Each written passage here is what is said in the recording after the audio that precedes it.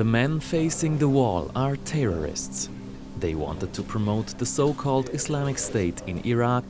We are in the north of the country, near Mosul. Kurdish Peshmerga troops have just arrested these ISIS jihadists.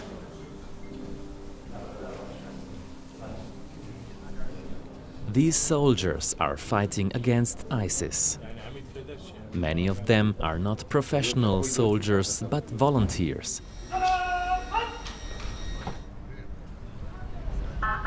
Every trip to the front line is extremely dangerous. Reporters, helpers, anyone can become a target for a sniper.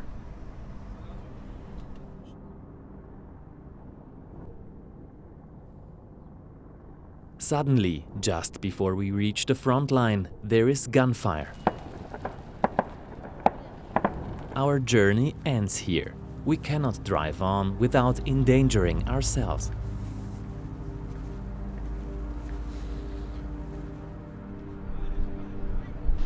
Who are these people who keep risking their lives day by day fighting against ISIS? Farang Afandi returned to Kurdistan because of the war. He had actually emigrated to Canada some years ago, having chosen a Western lifestyle as far away as possible from Iraq. In Canada, he had studied computer sciences, found a steady job and made lots of friends. At first, he came back to Erbil only to visit his relatives.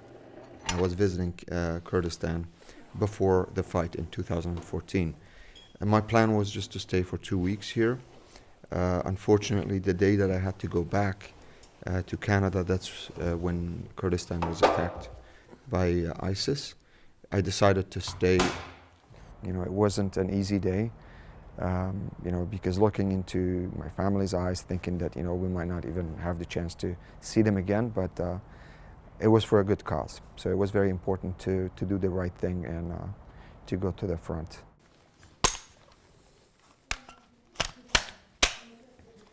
So the first thing I did was actually to buy a gun. I bought a gun with my own money. Look, these guys are gonna come and knock on your doors in your countries once they get rich and comfortable and organized. And that's exactly what happened. Look what happened in France and in Belgium and other countries in Europe. I didn't know, to be honest, what's gonna happen. I knew ISIS had captured all the American weapons that Iraqi government received. So I knew that we had nothing and they had everything.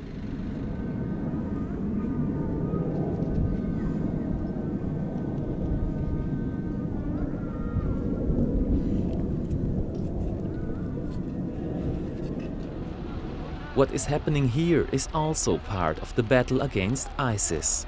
Getting the thousands of displaced people from the war zones out of harm's way and providing for them.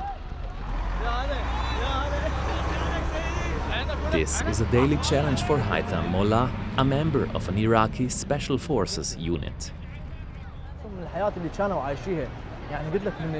It is a humanitarian duty to make sure these people who were suffering under ISIS now get a better life.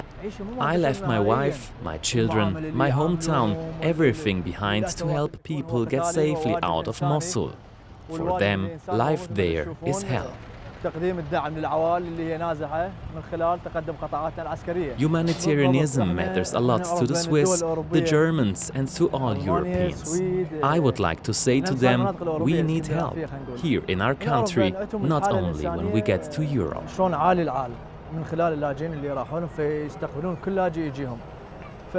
We want to support the refugees here. We need equipment to gain a decisive victory against ISIS.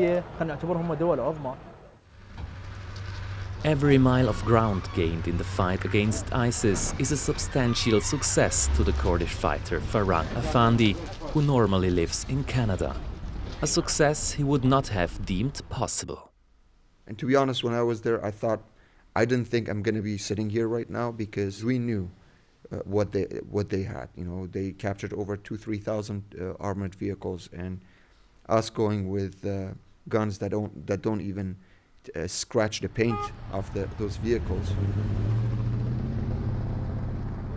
Western countries need to understand this is a global problem.